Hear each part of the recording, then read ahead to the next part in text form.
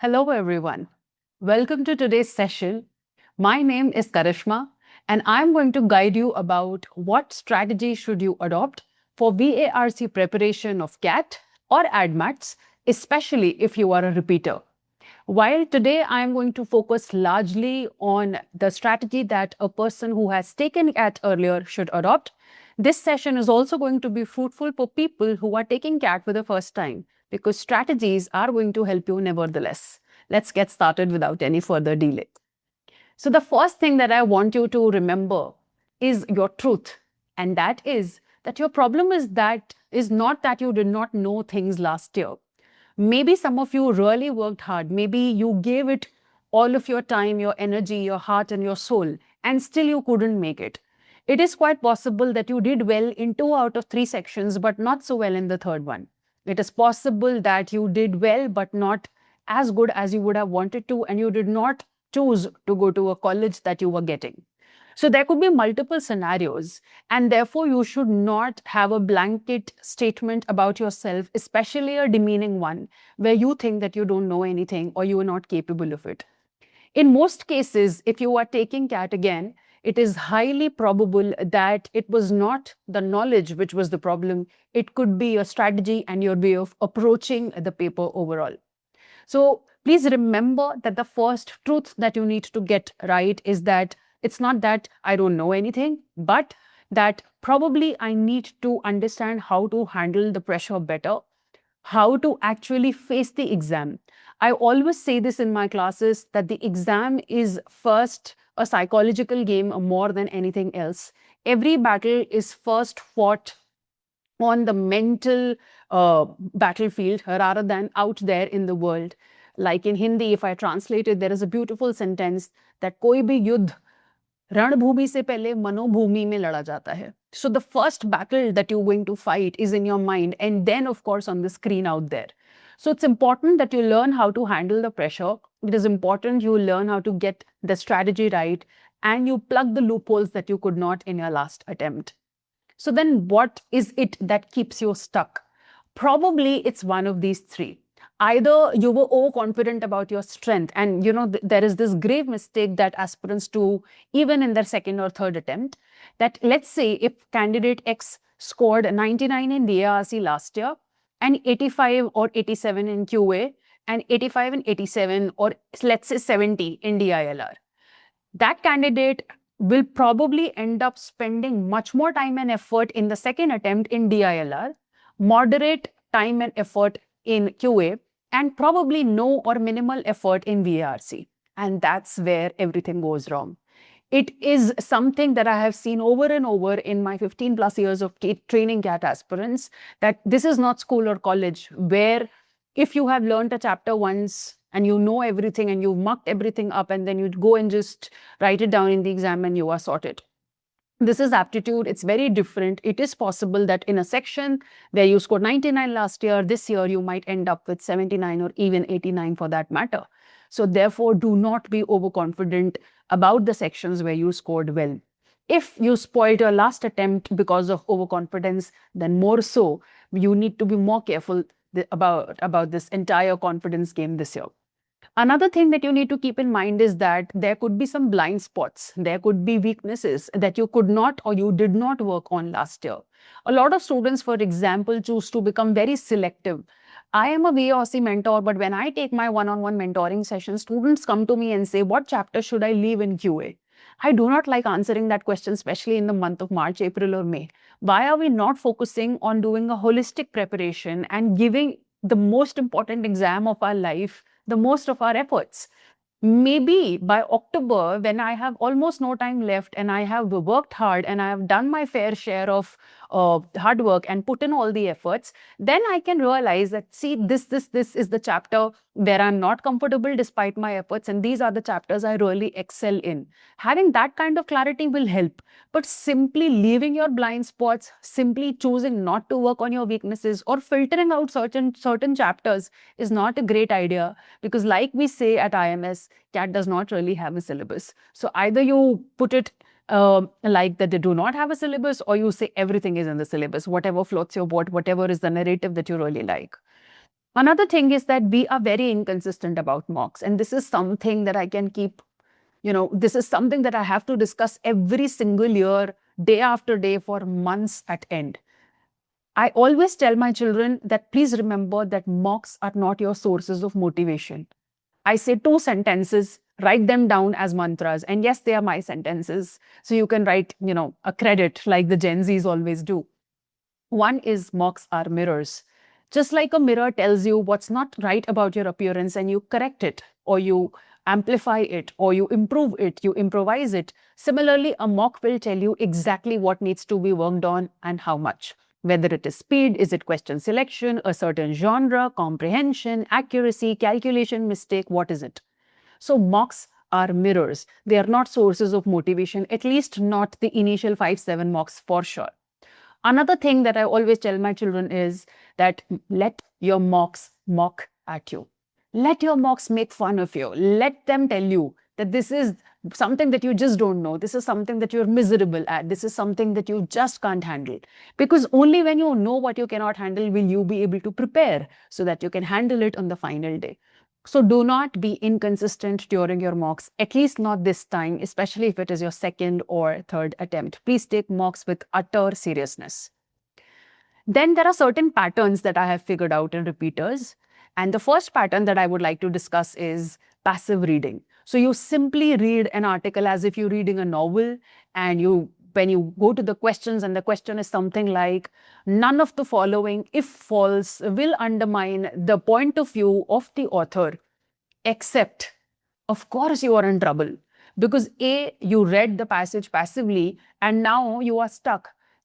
Exactly what was the point of view of the author? And then you will go back and reread the entire thing. So you cannot be a passive reader. You have to be an active reader. You have to make sure that you are clear about the tone, the main idea, the main argument, have a thought flow map, practice the 5 pause approach that I have taught you in the class, understand how to make the thought flow, at least mentally, if not in written, and then apply the strategies that have been taught to you. Go through all the 102 articles that you have available from Right Cat 2017 slot 1 to 2025 slot 3, and go through all those articles in detail. Read the original articles if the paywall allows you. And that will enable you to read passages that are actually CAT level. You will also be able to improve your comprehension, and you should read them actively. So do not be a passive reader. Do not read like a layman. You should read for structure. So we have done modules about reading for purpose, having a structured reading. We discuss traps in the class. So all of that has to be taken in account. You are not watching an Instagram reel where you are passively consuming content and believing everything which is being said. You have to be very clear about what is the author's point of view, what is the researcher saying, what is the other person of the drafting committee saying. Are they in agreement? What is the author saying about the various points of view available regarding that theory? Most passages that come in CAT these days are analytical or argumentative, and you need to be sure about who is arguing for which stance. So do not be a passive reader. Another problem is over-reliance on instinct. A lot of people sadly believe that VARC is intuitive. They believe that it is something that you operate on instinct. Well, if that were the case, like I always say, I would be unemployed. So if I am not employed, it means I have something to offer, and it is not something that is based on intuition. So do not rely on instinct. Stop solving questions simply thinking this sounds right, it feels right, it looks good. Most people will rule out two options, and when it comes to ruling out one of the final two, they will give up, quit, and just mark whatever feels right. Okay. Please do not judge the capacity of an option simply by how it looks. It's a bad strategy. Another thing, do not fall into traps. So we have been discussing various traps in our class. For example, there could be an option which is given but is not answering the question. There could be an option which is not mentioned. There is an option which you are not sure about, but it is hinted at. So you have to be sure what are the various traps and patterns in which you are falling, and you need to correct them. Also, sometimes we mark an answer simply without validating why are we marking it. Because again, we are relying on instinct, and that's where things go wrong. So do not make it an intuitive activity. VARC is based on logic. It is based on critical reasoning concepts, deductive reasoning concepts. Better get them on point. What is the solution?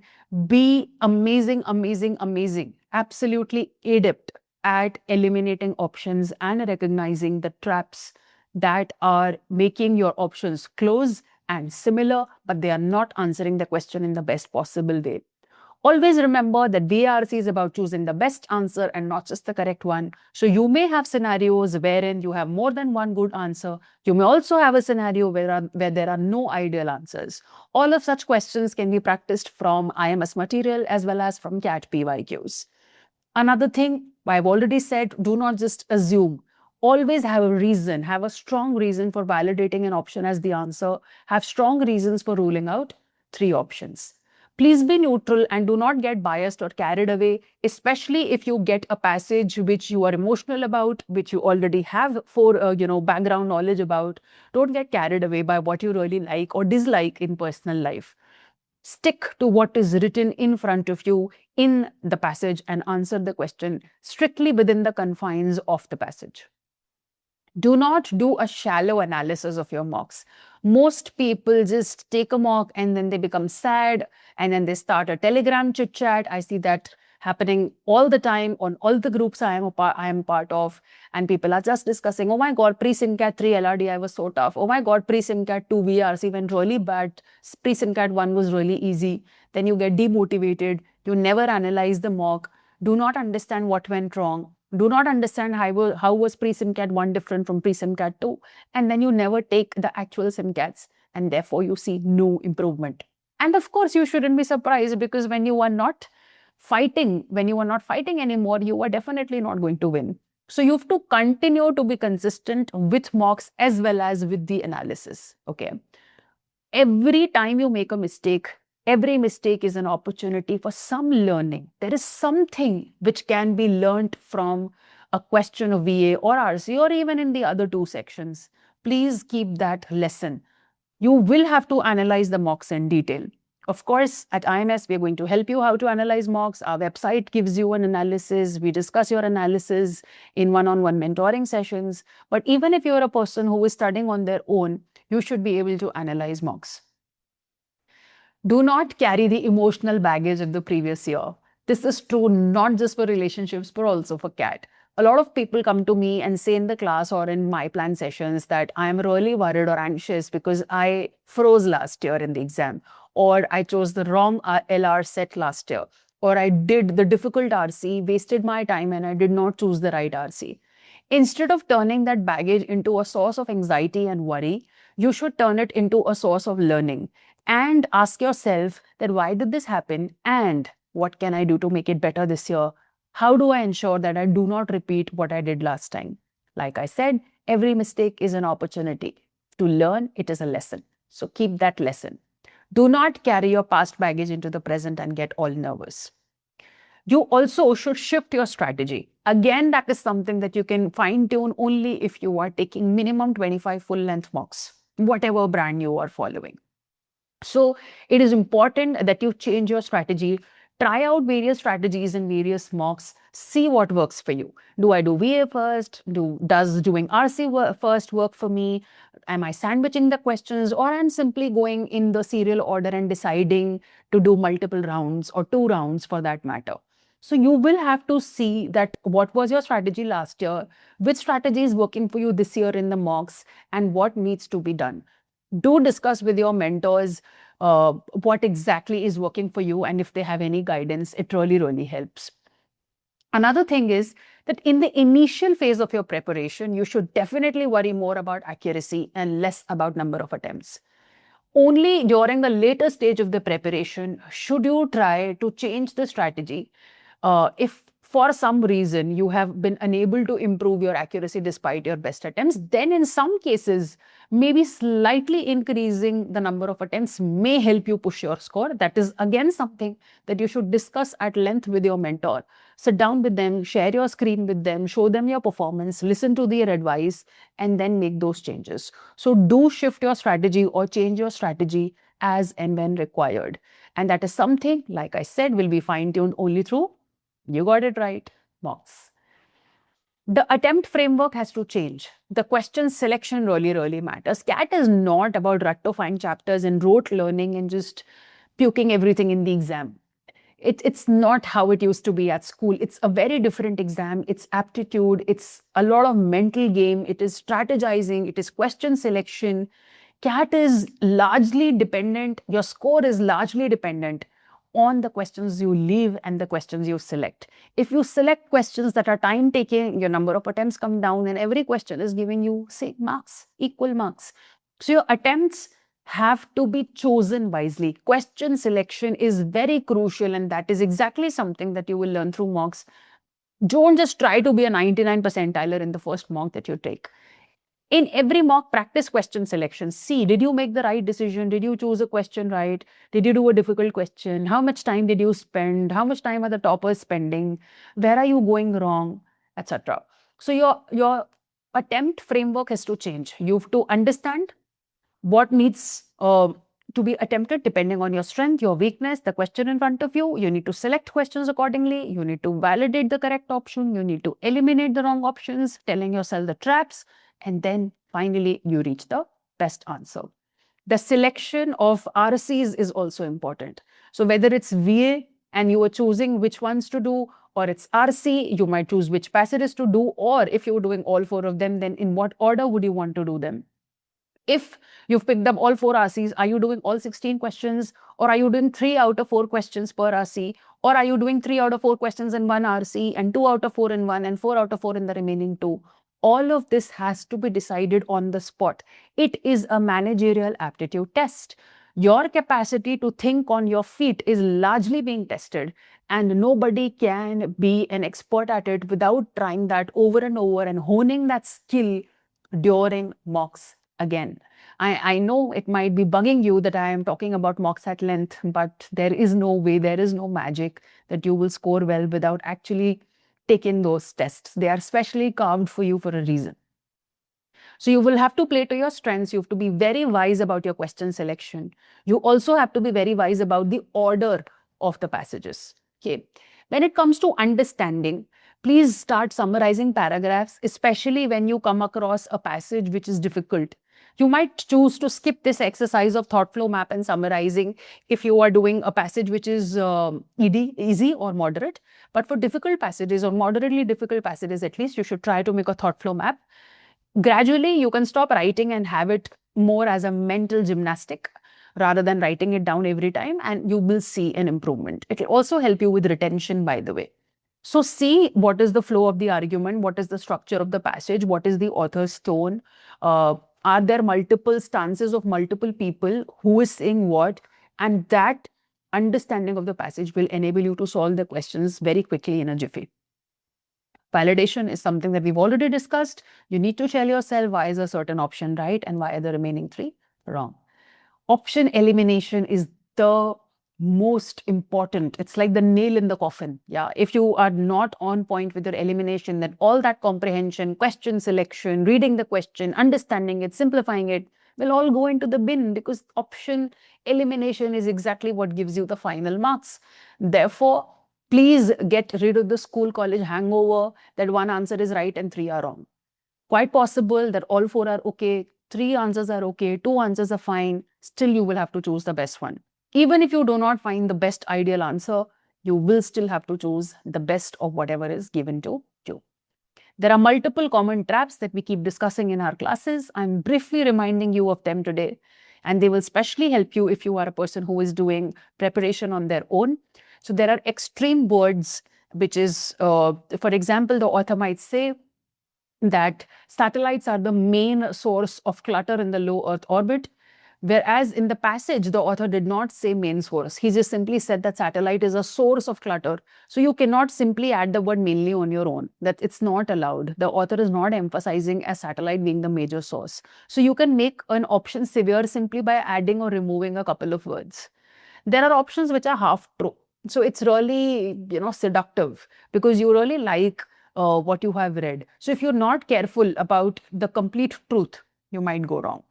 Then you might find options where the tone of the author is slightly distorted, or the option has been tweaked in a way, there is a word play in which you are getting stuck and you should try to avoid it. So you have to be very careful about the style of the author and the style in which the option has been given. If the author is neutral about certain things, you cannot simply call him or her positive or negative about it in the options. Outside knowledge is something that you have to be really careful about. Now, this is like a double-edged sword. Sometimes not having any background knowledge about a genre might make comprehension difficult and more time-taking. At the same time, having too much knowledge or a thorough knowledge of a genre might make me overconfident, and I might end up marking answers based on my common knowledge rather than what is given in the passage. Both of them are situations where I lose marks and my time. Therefore, you have to be careful and stay really, really objective and unbiased. Absolutely sober. Something which is true is also something that is tempting. Yeah, it might be a very tempting option to mark because it's given in the passage. But is it actually answering what the question is asking you? If it is not doing the job of answering the question, then there's no point. It's not a true-false game. If it is a true-false question, of course, you will go with an option which is mentioned. But then you have to be clear about what is being asked versus what am I marking. If you cannot explain why an option is wrong in your classes, in your sectionals, in your module tests, benchmarking tests, and ultimately full-length mocks, it means you're not yet prepared. So get into the habit of naming and ranking wrong options and telling yourself, why am I ruling a certain option out? And verify your answer against the explanations given in your book. The mock strategy needs an upgrade. So instead of asking, why am I going wrong? Why my scores are fluctuating? Why am I not able to do something? Just ask yourself, what was I thinking then? And why has this not worked for me? Why have I chosen a question that I went wrong in? Why did I end up spending 3 minutes or 4 minutes here? And then you make those corrections in the subsequent mocks. Again, something that you will be able to fine tune only if you're absolutely consistent with the entire mock taking activity. So give yourself the chance to look in the mirror by taking multiple full-length tests and sectional tests so that you can upgrade your strategy according to your performance. Start maintaining an error log. Very, very, very extremely helpful, especially in VRC. Is there a question type where you're getting stuck? Is there a kind of reasoning that you're getting stuck in? Are you missing out on quantifiers? Are you missing out on certain traps? Are you getting stuck in certain traps? Are you missing out on certain definitive words in the passage? Are you misunderstanding a question? Are you taking too much time in simplifying a certain question? Are you getting wrong? Are you getting the accept questions wrong? So all of this needs to be studied. You need to find out your patterns, and then you can discuss your patterns with your mentors in the class, in the My Plan sessions, or wherever else you can get in touch with them, and then correct your reasoning and find out a future fix with them. Maintaining an error log will tell you that what is it that you get stuck in, what is it that makes you score negatives or zeros, and you will work on it accordingly. So start maintaining an error log. It will really, really help you. Then comes the emotional game for repeaters.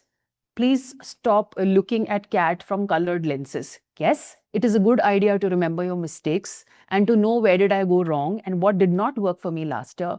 But carrying that memory in your amygdala and eliciting a fearful response out of it is something which is a recipe for sheer disaster.